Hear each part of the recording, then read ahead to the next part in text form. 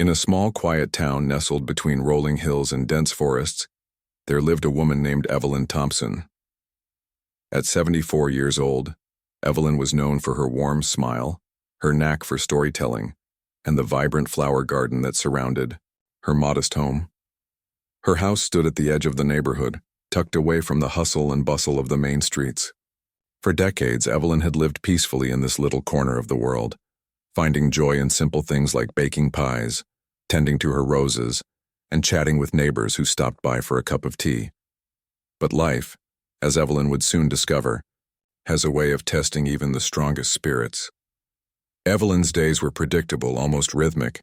She would wake up early, brew herself a pot of coffee, and sit by the window to watch the sunrise. After breakfast, she'd head outside to water her plants, humming old hymns she remembered from church. The afternoons were reserved for baking. Her famous peach cobbler was a hit at every community gathering. Evenings were quieter. She'd often spend them reading or flipping through photo albums filled with memories of her late husband James. Life was good, or so she thought, until everything changed one fateful night. It started with something small, a noise outside her window. At first, Evelyn dismissed it as the wind rattling loose shingles or a stray cat knocking over a trash can. But when the sound grew louder, she pulled back the curtain and peered into the darkness. What she saw made her heart skip a beat. A group of young men standing near her mailbox, their faces obscured by hoods. They seemed to be arguing about something, their voices low but urgent. Before Evelyn could react, they scattered, disappearing into the shadows as quickly as they had appeared. Shaken but unwilling to let fear take hold, she locked her doors and went back to bed, convincing herself it was just kids causing mischief. The next morning, however, Evelyn found evidence that this wasn't mere mischief. Scrawled across her white picket fence in red spray paint were hateful words meant to intimidate and humiliate. Her hands trembled as she stared at the vandalism, anger bubbling inside her chest. Who could do such a thing? And why target her? She had always been kind to everyone, never causing trouble or stirring controversy. Still, Evelyn refused to let despair consume her. With determination etched on her face, she grabbed a bucket of soap and water and began scrubbing the graffiti away. By noon, the fence looked clean again, though faint stains remained. A reminder of the ugliness lurking beneath the surface of her otherwise peaceful town. But the incident was only the beginning. Over the following weeks, the harassment escalated. Late at night, Evelyn would hear cars speeding down her street, tires screeching as they came to an abrupt stop outside her house. Voices would shout slurs, each word sharper than the last, before rocks pelted her windows, leaving cracks in the glass. Sometimes they left behind more graffiti or smashed her mailboxes. Each act felt like a punch to the gut, chipping away at the sense of security she had built over the years. Despite her efforts to ignore them, the gang's presence loomed large, turning her sanctuary into a battleground. Neighbors noticed the change in Evelyn. Where once she greeted everyone with a cheerful wave, she now kept to herself, avoiding eye contact and retreating indoors whenever strangers approached. Concerned, some offered to help. "Call the police," they urged. "Report what's happening." But Evelyn shook her head. She had seen how the system worked, or didn't work, for people like her. In her experience, calling the authorities rarely led to justice, especially when the victims were black and elderly. No, she decided, she wouldn't rely on others to solve her problems. If anyone was going to put an end to this nightmare, it would have to be her. One evening, after another sleepless night spent listening to taunts and threats, Evelyn sat alone in her dimly lit living room. The clock ticked loudly on the wall, echoing the weight of her thoughts. Clutching an old photograph of James, her late husband, she whispered softly, "What would you do, Jimmy?" The question hung in the air, unanswered, until a distant memory flickered in her mind. Decades ago, when James was still alive, he had introduced her to his best friend, Marcus Johnson, a retired detective known for his sharp instincts and unshakable integrity. Though Evelyn hadn't spoken to Marcus in years, she recalled how he had always promised to look out for her if she ever needed anything. Could he still be the answer to her prayers? With trembling fingers, Evelyn picked up the phone and dialed the number she hadn't used in decades. To her surprise, Marcus answered on the third ring. His deep, gravelly voice brought a wave of nostalgia, but Evelyn didn't waste time reminiscing. She explained everything: the harassment, the vandalism, the fear that had taken root in her heart. There was a long pause on the other end of the line before Marcus spoke, his tone firm and resolute. "Don't you worry, Evelyn," he said. "I'll take care of this." Those words, simple yet powerful, ignited a spark of hope within her. For the first time in weeks, Evelyn allowed herself to believe that maybe, just maybe, things could get better. Little did she know, Marcus wasn't someone who made empty promises. Within hours of hanging up, he began putting his plan into motion. He reached out to old contacts, former colleagues, informants, and community leaders who owed him favors or respected his reputation. Word spread quickly. A retired detective was investigating the gang terrorizing Evelyn Thompson. Meanwhile, Evelyn tried to carry on with her daily routine, though her nerves were frayed. Every creak of the floorboards or rustle of leaves sent her heart racing. Yet amidst the anxiety, a tiny flame of anticipation burned bright. Something was coming, and she hoped it would finally bring an end to her torment. Unbeknownst to Evelyn, Marcus's intervention was already sending shockwaves through the gang. Their reckless behavior, once fueled by arrogance, now became tinged with paranoia. Whispers circulated among them: someone was watching, someone was coming for them. And while they couldn't see it yet, their days of terrorizing Evelyn were numbered.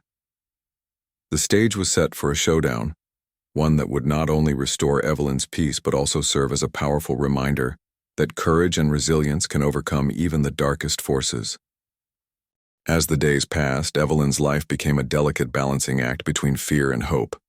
The harassment from the gang continued, but now there was a new element in play: Marcus Johnson. Though she hadn't seen him yet, his promise to help gave her a sliver of confidence she hadn't felt in weeks. Still, the nights were long and restless. Every sound outside made her jump. Every shadow seemed darker than before.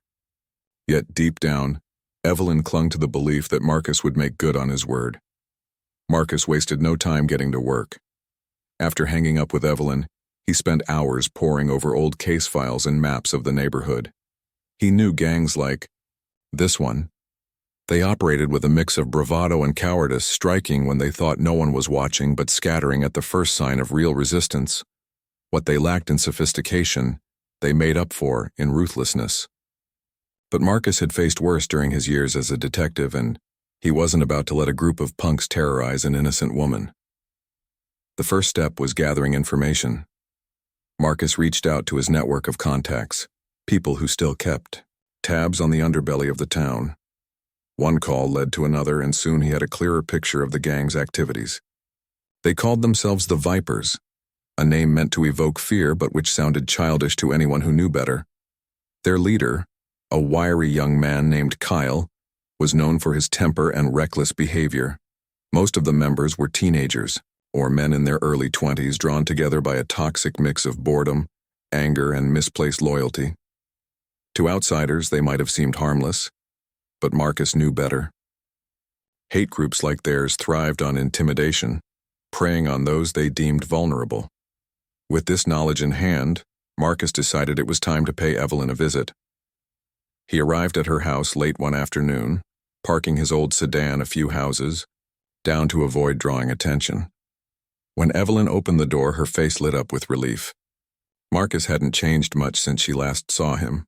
His graying hair was shorter and his shoulders were slightly stooped, but his piercing eyes still held the same intensity.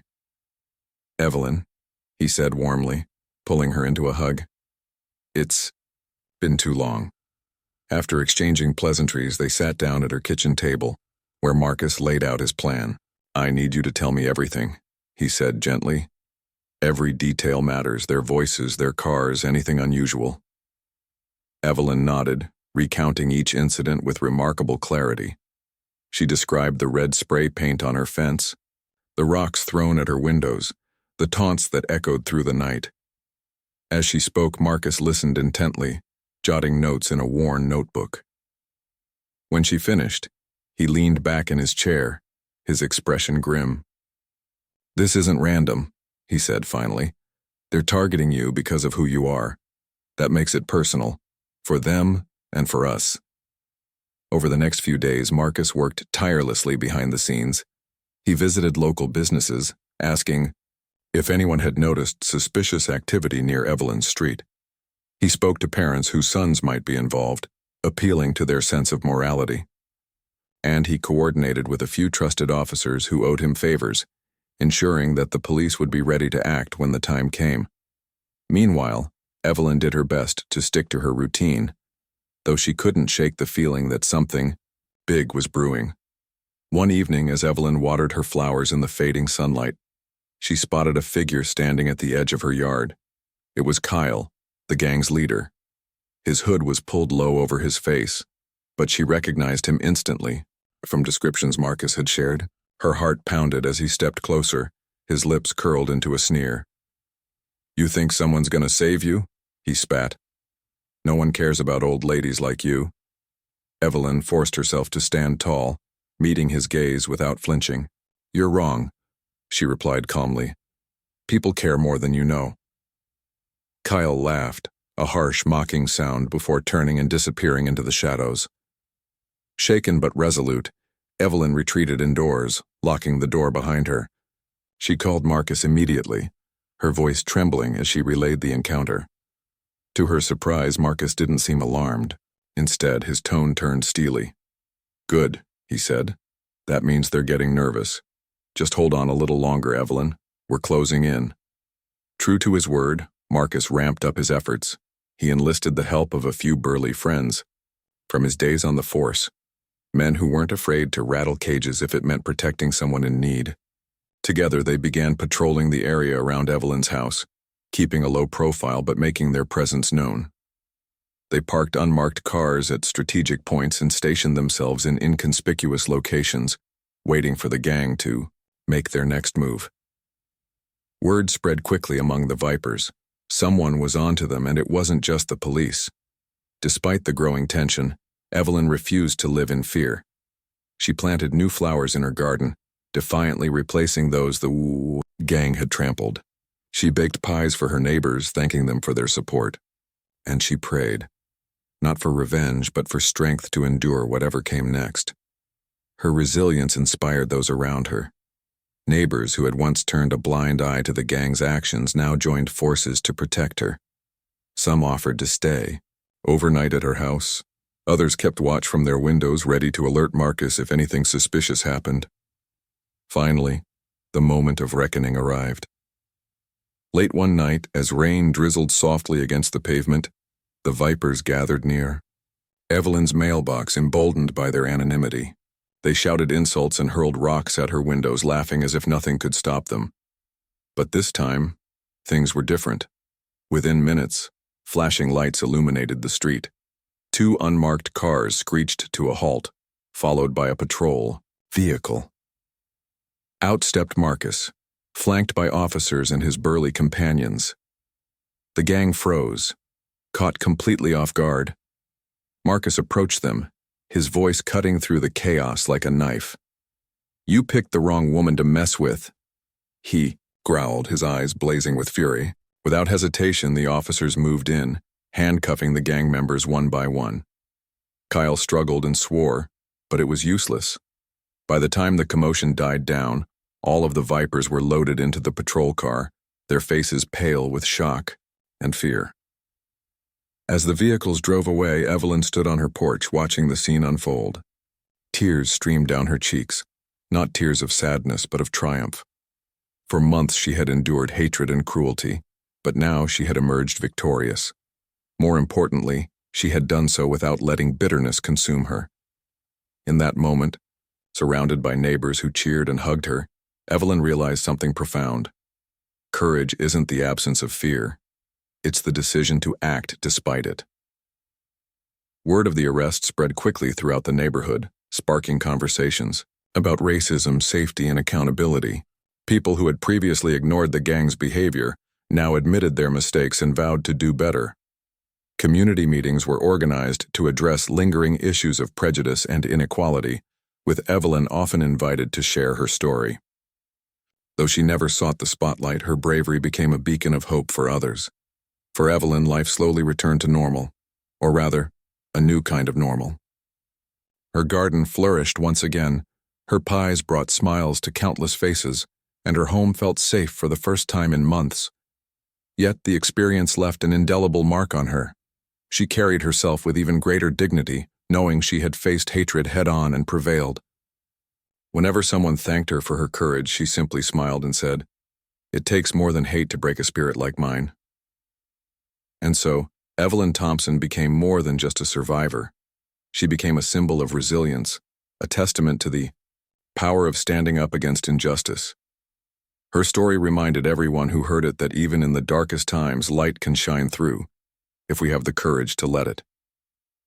The days following the arrest of the Vipers brought a sense of calm to Evelyn's neighborhood that hadn't been felt in months. For Evelyn, however, the aftermath was anything but ordinary. It wasn't just about reclaiming her peace. It was about understanding the ripple effect her courage had created. The story of how a 74-year-old woman stood up to hate and triumphed spread far beyond her quiet street. It reached local newspapers, community forums, and even social media platforms. People were inspired, moved, and motivated to take action against prejudice in their own lives. Evelyn didn't seek attention. In fact, she preferred to stay out of the spotlight. But as word of her bravery traveled, neighbors began stopping by her house more frequently, not just to check on her, but to thank her. Some brought flowers, others baked goods, and a few simply wanted to sit with her and listen to her stories. At first, Evelyn found all the attention overwhelming. She wasn't used to being the center of admiration. Yet, over time, she realized something important. Sharing her experience could help others find strength in their own struggles. So she started opening up, not because she craved recognition, but because she believed her story might spark change. One afternoon, as Evelyn tended to her garden, a young girl named Mia approached her hesitantly. Mia lived 2 houses down and often played near Evelyn's yard, fascinated by the vibrant blooms and the sweet scent of lavender that wafted through the air. Today, though, Mia looked troubled. Clutching a worn notebook to her chest, she asked softly, "Miss Evelyn, can I talk to you?" Evelyn wiped her hands on her apron and smiled warmly. "Of course, sweetheart. What's on your mind?" Mia hesitated, before blurting out, "I heard what happened to you. Those bad people said mean things to you because of your skin color, right? That's not fair." Evelyn nodded, kneeling to meet the girl at eye level. "You're right, Mia. It wasn't fair, but sometimes life isn't fair. What matters is how we respond when things go wrong." "But weren't you scared?" Mia asked, her big brown eyes wide with curiosity. "Of course I was scared," Evelyn admitted. "But fear doesn't have to control us. We can choose to let it paralyze us, or we can use it to make us stronger. I chose to fight back, not with violence, but with courage and faith." Mia listened intently, absorbing every word. Then she whispered, "I want to be brave like you someday." Those simple words touched Evelyn deeply. For the first time, she saw the impact her actions had on the younger generation. If her story could inspire a child like Mia to stand up for what was right, then everything she had endured was worth it. Meanwhile, Marcus Johnson remained a constant presence in Evelyn's life. Though he had fulfilled his promise to bring justice, he continued visiting her regularly, checking in to ensure she was truly safe. Their bond deepened, built on mutual respect and shared memories of James, Evelyn's late husband. One evening, as they sat together on Evelyn's porch sipping lemonade, Marcus broached a topic that had been weighing on his mind. "You know, Evelyn," he said thoughtfully, "what happened to you wasn't an isolated incident. Hate groups like the Vipers exist everywhere. They thrive in silence and ignorance. Your story has the power to wake people up, to remind them that racism isn't just something from history books. It's alive and well, and it takes courageous individuals like you to challenge it." Evelyn sighed, setting her glass down. "I never wanted to be anyone's hero, Marcus. I just wanted to live my life in peace, But if my ordeal can teach others to stand firm against hate, then maybe there's some purpose in all of this. Marcus nodded approvingly. That's exactly why I think you should speak at the upcoming town hall meeting. The mayor's organizing a discussion on racial equality and community safety. Everyone wants to hear from you. Evelyn frowned, unsure. Public speaking wasn't her forte. The thought of standing in front of a crowd made her palms sweat. Sensing her hesitation, Marcus added gently, "You don't have to say much. Just tell them your truth. Sometimes honesty is the most powerful weapon we have." After much deliberation and a little nudging from Marcus, Evelyn agreed to attend the meeting. On the day of the event, the town hall buzzed with anticipation. Dozens of residents packed the room, eager to hear firsthand how one woman's resilience had transformed their community.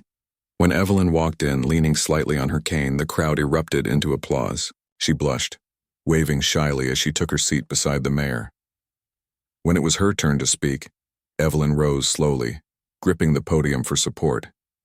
Her voice trembled at first, but as she began recounting her journey, from the nights of terror to the moment Marcus stepped in, her tone grew steadier. She spoke candidly about the pain of being targeted, the frustration of feeling powerless, and the relief of finally finding allies who refused to let hatred win.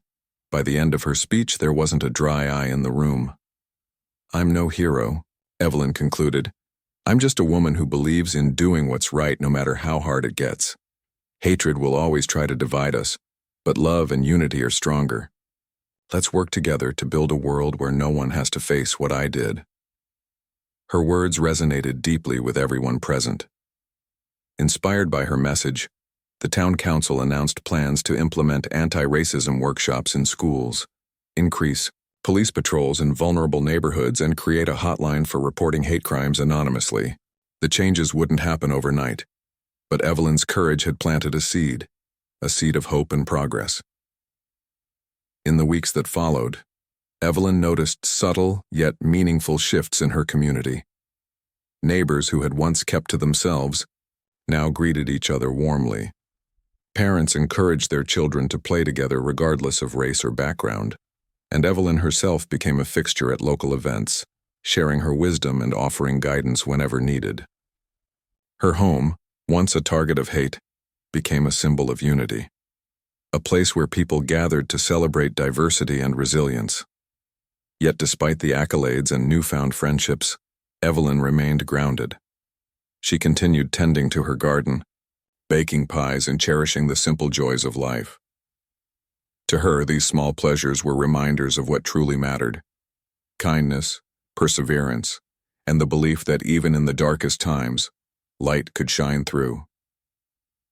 As autumn approached, painting the trees with hues of gold and crimson, Evelyn stood on her porch gazing at the horizon. The scars of her ordeal would always remain, invisible but ever present. But so would the lessons she had learned. That courage wasn't the absence of fear, but the decision to act despite it. That standing up to hate required not just strength, but also faith in humanity's capacity for good. And that sometimes all it took was one call, one act of defiance to ignite a chain reaction of positive change. With a contented smile, Evelyn turned back toward her house, ready to embrace whatever the future held. She had faced hatred and emerged victorious, proving to herself and the world that age and adversity were no match for a spirit unyielding and true. The weeks that followed Evelyn's speech at the town hall meeting marked a turning point not just for her, but for the entire community. Her words had struck a chord deep within people's hearts, sparking conversations that many had avoided for years. Racism, inequality, and prejudice were no longer abstract concepts discussed in hushed tones. They were real issues affecting real lives, and Evelyn's story forced everyone to confront them head-on.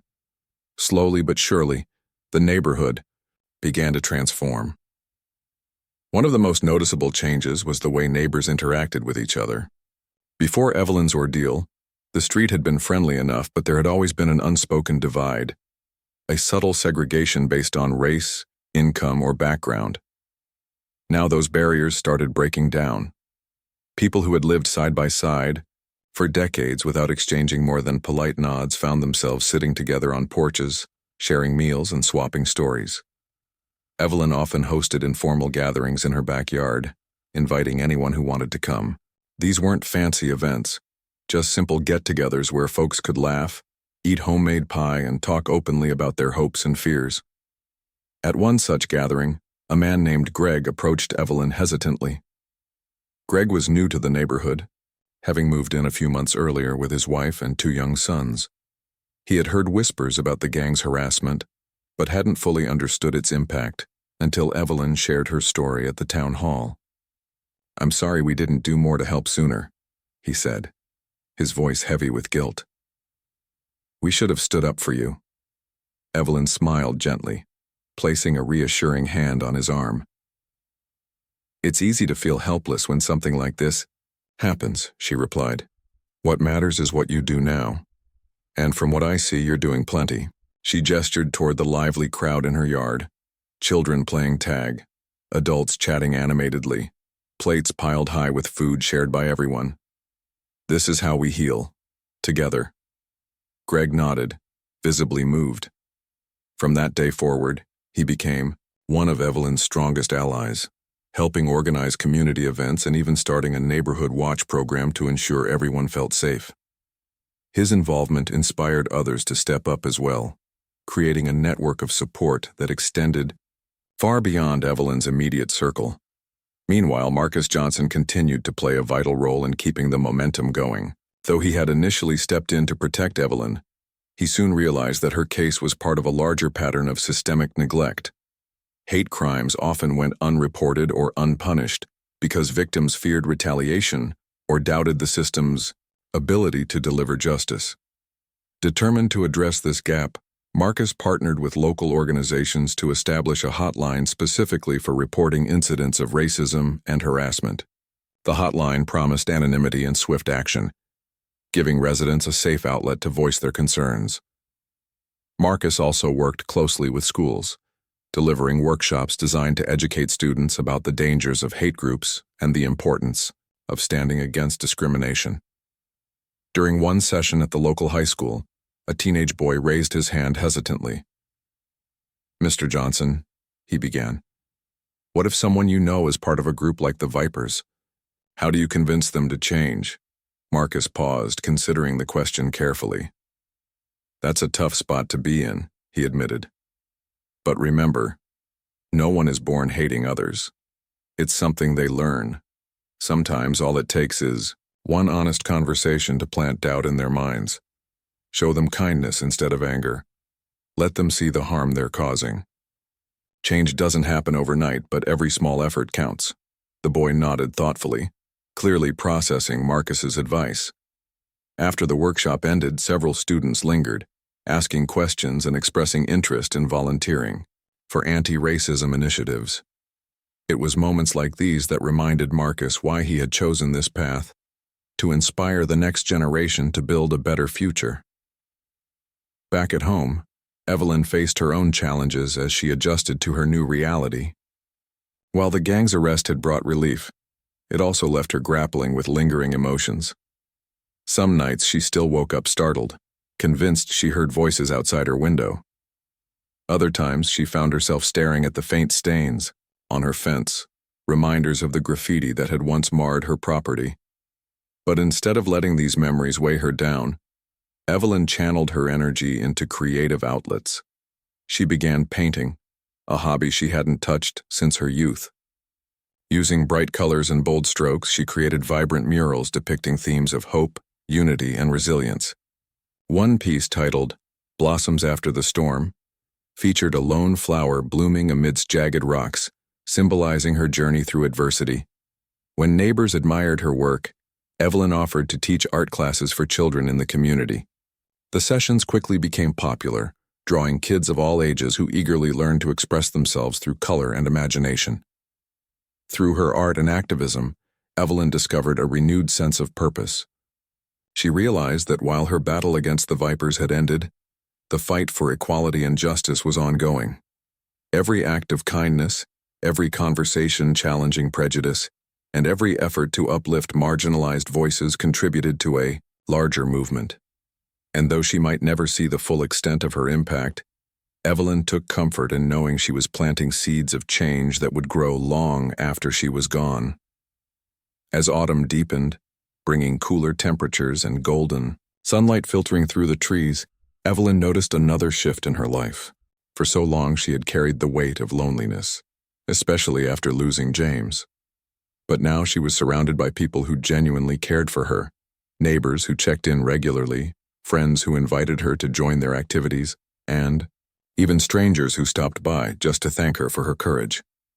Her days were fuller, brighter, and richer than they had been in years. One crisp Saturday morning, Evelyn decided to host a special event, a Unity Day celebration in her backyard. She decorated the space with colorful streamers, set up tables laden with homemade treats, and invited everyone she knew. The turnout exceeded her expectations. Families from across the neighborhood arrived, eager to participate in games, music, and storytelling. Children ran around with balloons, while adults laughed and exchanged recipes. At the center of it all stood Evelyn, glowing with happiness as she watched her vision of unity come to life. During the event, a young woman named Clara approached Evelyn, holding a notebook and pen. Clara was a journalist writing a feature article about Evelyn's story for a regional magazine. "Ms. Thompson," she said respectfully, "can I ask you one last question? What message do you want readers to take away from your experience?" Evelyn thought for a moment before answering. "Tell them this. Hate may knock on your door, but it doesn't have to stay. You get to decide whether you let it in or show it the way out. Stand tall, speak your truth, and never underestimate the power of love and community. If an old lady like me can stand up to hate, anyone can." Clara jotted down Evelyn's words, visibly moved. As she walked away, Evelyn couldn't help but smile. Her journey had been long and difficult, but it had led her here to a place of healing, connection, and hope. She didn't know what the future held, but she was ready to face it with the same courage and faith that had carried her this far. By the time Unity Day drew to a close, Evelyn felt a profound sense of gratitude. The scars of her past would always remain, but they no longer defined her. Instead, they served as reminders of her strength and resilience. As she sat on her porch that evening watching the stars twinkle above, Evelyn whispered a silent prayer of thanks for her neighbors, for Marcus, and for the countless individuals who had joined her in the fight against hate. Together, they had proven that even in the darkest times light could shine through. As winter approached, Evelyn's neighborhood transformed once again, not just physically with frost dusting the rooftops and bare tree branches swaying in the chilly breeze, but also emotionally. The sense of unity that had blossomed in the wake of Evelyn's ordeal continued to grow stronger, weaving its way into the fabric of daily life. People were no longer content to simply coexist. They actively sought ways to support one another, creating a tapestry of kindness and compassion that extended far beyond what anyone had imagined. Evelyn herself became a cornerstone of this newfound camaraderie. Her home, once a quiet refuge, turned into a hub of activity. Neighbors dropped by unannounced, not out of obligation but because they genuinely enjoyed her company. Children knocked on her door after school, eager to show her their latest drawings or ask for advice on art projects inspired by her murals. Even teenagers who might have otherwise kept to themselves gravitated toward her warmth and wisdom. They confided in her about their struggles, peer pressure, bullying, doubts about the future, and found solace in her gentle guidance. One such teenager was Marcus's grandson, Jamal, a lanky 16-year-old with a mop of curly hair and a knack for fixing things. Jamal had always been shy, preferring to tinker with electronics in his room rather than engage with others. But after hearing Evelyn speak at the town hall, something shifted within him. He began volunteering at community events, helping set up chairs or troubleshoot sound systems. Over time, he grew more confident, striking up conversations with people he wouldn't have dared approach before. Jamal's transformation didn't go unnoticed. One evening, as Evelyn sat knitting by the fireplace, he stopped by unexpectedly, clutching a small wooden box he had crafted himself. "This is for you," he said bashfully, handing it to her. Inside was a delicate carving of a flower, The same lone blossom from Evelyn's mural. Blossoms after the storm. Tears welled up in Evelyn's eyes as she traced the intricate details with her fingers. "Jamal, this is beautiful," she murmured. "Did you make this all by yourself?" He nodded, his cheeks flushing red. "Yeah, I figured, well, your painting really spoke to me, about how we can still find beauty even when things are tough. I wanted to thank you for inspiring me." Evelyn pulled him into a tight hug, her heart swelling with pride. Moments like these reminded her why every challenge she'd faced had been worth it. Each act of gratitude, each spark of inspiration in someone else's life, reinforced her belief that goodness could triumph over hate. While Evelyn focused on nurturing her community, Marcus continued his efforts to address systemic issues. His hotline for reporting hate crimes had gained traction, receiving calls not only from their town but also from neighboring areas. Recognizing the need for a broader coalition, Marcus reached out to advocacy groups and civil rights organizations, proposing the formation of a regional task force dedicated to combating racism and discrimination. To his delight, they agreed, and soon a team of lawyers, educators, activists, and law enforcement officials came together to draft policies aimed at protecting marginalized communities. Marcus invited Evelyn to join their first meeting, knowing her perspective would be invaluable. At first, she hesitated, unsure if she belonged in such a formal setting. "You've already done so much," Marcus assured her.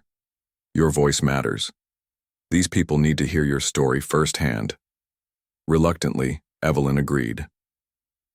When she entered the conference room, a sleek space filled with polished tables and stern-looking professionals, she felt out of place. But as she began sharing her experience, the atmosphere shifted. Her words painted a vivid picture of resilience and hope, reminding everyone present of the human cost of inaction. By the end of her speech, several attendees approached her, expressing admiration and gratitude. One woman, a lawyer specializing in civil rights cases, offered to mentor young activists in the community, citing Evelyn as her inspiration. Back home, Evelyn reflected on the meeting, feeling both humbled and empowered. She realized that her role was evolving, from survivor to advocate, from storyteller to changemaker. It wasn't a title she had sought, but one she embraced wholeheartedly.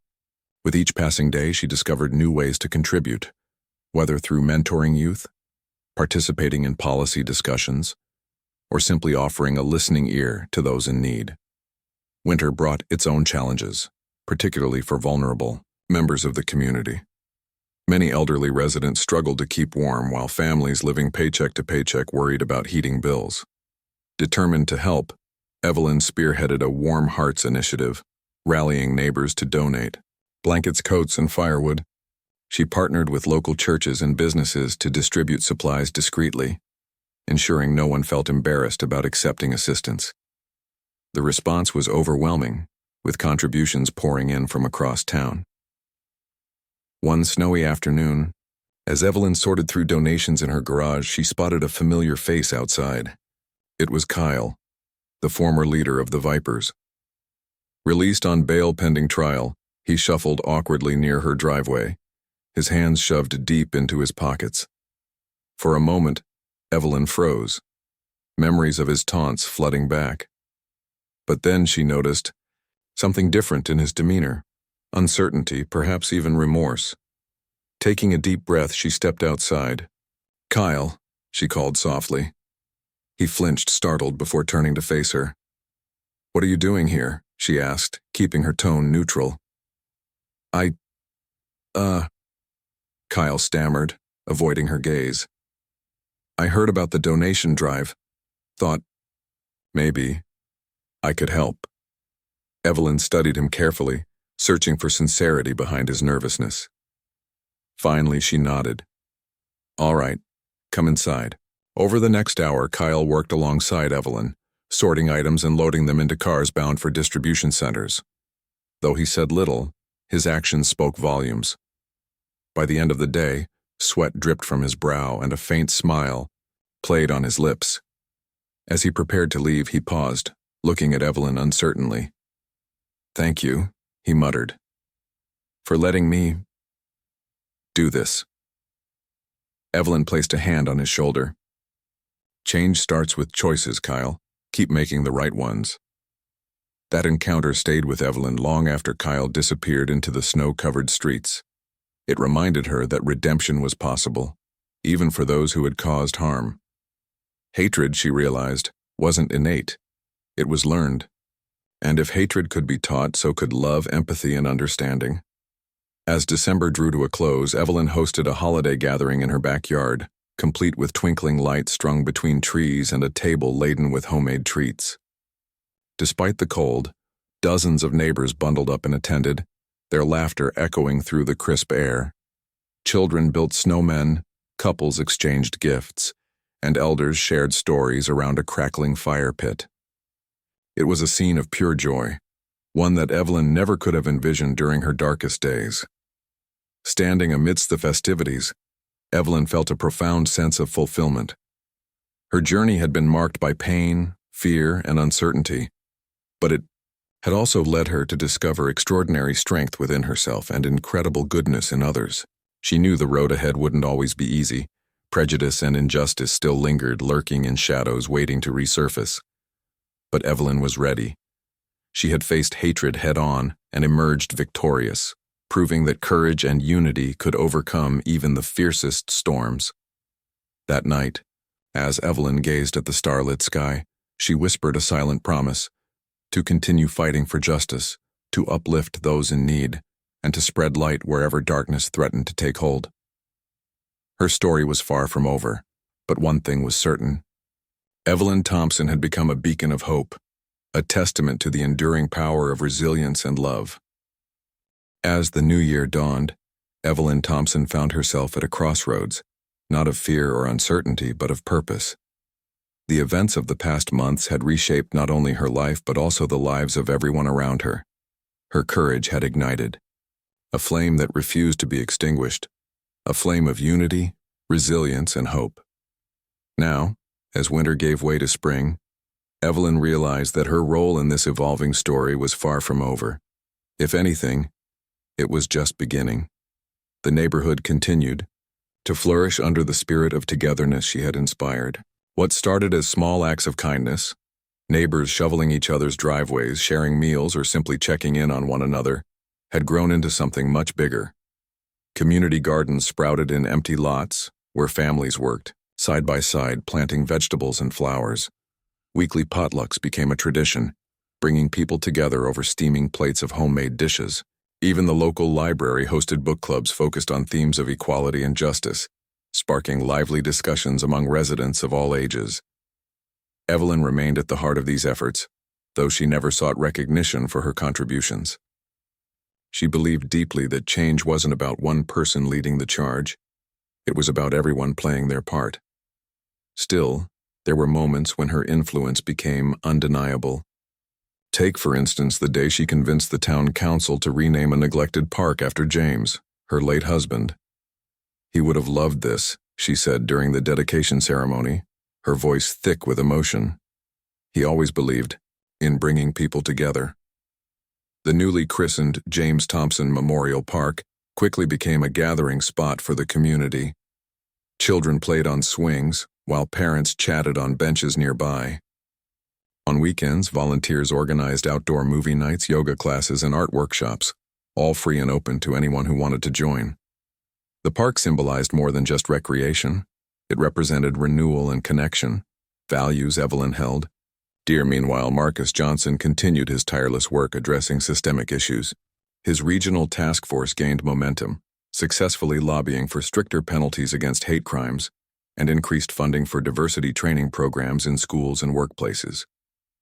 Inspired by Evelyn's emphasis on education, Marcus launched an initiative called Youth Ambassadors, recruiting teenagers to serve as peer mentors advocating for inclusivity and respect. Jamal, Marcus's grandson, eagerly signed up, eager to pay forward the lessons he'd learned from Evelyn. One sunny afternoon, as Evelyn sat painting in her garden, Jamal arrived with exciting news. "We're organizing a big event next month, a Day of Unity," he announced proudly. "It'll have music, food trucks, speeches, everything, and we want you to give the keynote address." Evelyn chuckled, shaking her head. Me? Giving a speech in front of hundreds of people? I think you're aiming too high, young man. No way, Jamal insisted. Everyone looks up to you. You've done so much for us. Please say yes. Reluctantly, Evelyn agreed, knowing how important the event could be. Over the following weeks, she prepared diligently, jotting down notes and rehearsing her words aloud. She didn't want to sound rehearsed or overly formal. She wanted to speak from the wow. Art, just as she always did. When the day finally arrived, the park buzzed with energy. Hundreds of people filled the space, their faces glowing with anticipation. When Evelyn stepped onto the stage, the crowd erupted into applause. Dressed in a bright floral dress that mirrored the vibrancy of her murals, she smiled warmly before beginning her speech. When I look out at all of you today, she said, her voice steady and clear, I see proof that love is stronger than hate. I see proof that when we stand together, we can overcome anything. My journey hasn't been easy, but it has taught me something invaluable. None of us are truly alone. We have each other, and that makes all the difference. Her words resonated deeply, earning cheers and standing ovations. Afterward, strangers approached her, tears streaming down their faces, thanking her for reminding them of their own strength.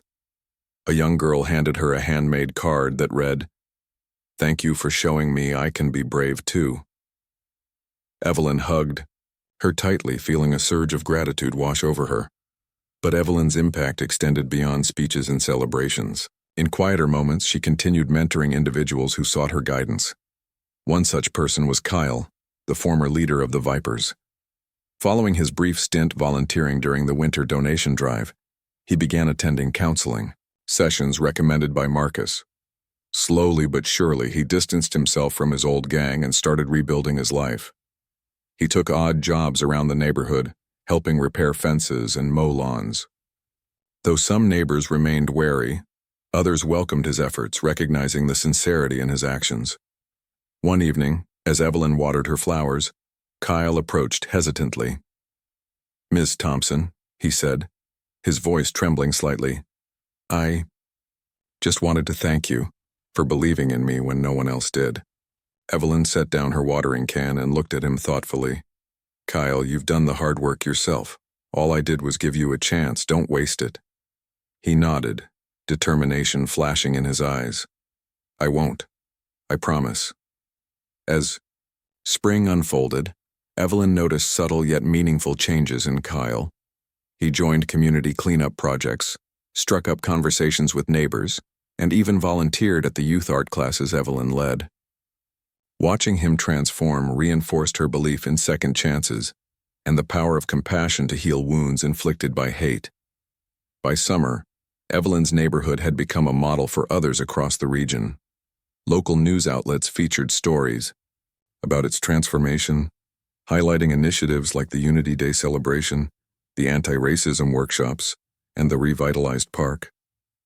Visitors came from neighboring towns to witness firsthand the magic happening there. Some left inspired to implement similar programs in their own communities. Others stayed longer, drawn by the warmth and inclusivity they found. Through it all, Evelyn remained humble, deflecting praise whenever it came her way. "This isn't about me," she often said. "It's about us, all of us working together." Yet deep down she allowed herself to feel proud of the progress they'd made, proud of the friendships forged and strengthened, and most of all, proud of the fact that hatred hadn't won. Not here, not now, not ever. On a warm July evening, as golden sunlight bathed her garden in soft hues, Evelyn sat on her porch reflecting on her journey. The scars of her ordeal still lingered, invisible reminders of the pain she had endured. But alongside those scars were countless blessings: the laughter of children playing in the park, the camaraderie of neighbors united by shared goals, and the knowledge that her courage had sparked a movement larger than herself. She picked up her paintbrush and began sketching a new mural in her notebook. This one depicted a thriving garden surrounded by diverse hands reaching toward the sky, symbolizing growth, unity, and hope. As she added bold strokes of color, Evelyn smiled to herself. Her story wasn't just about survival. It was about thriving, about rising above adversity and inspiring others to do the same, about proving that even in the face of hatred, light could shine through, and shine it did.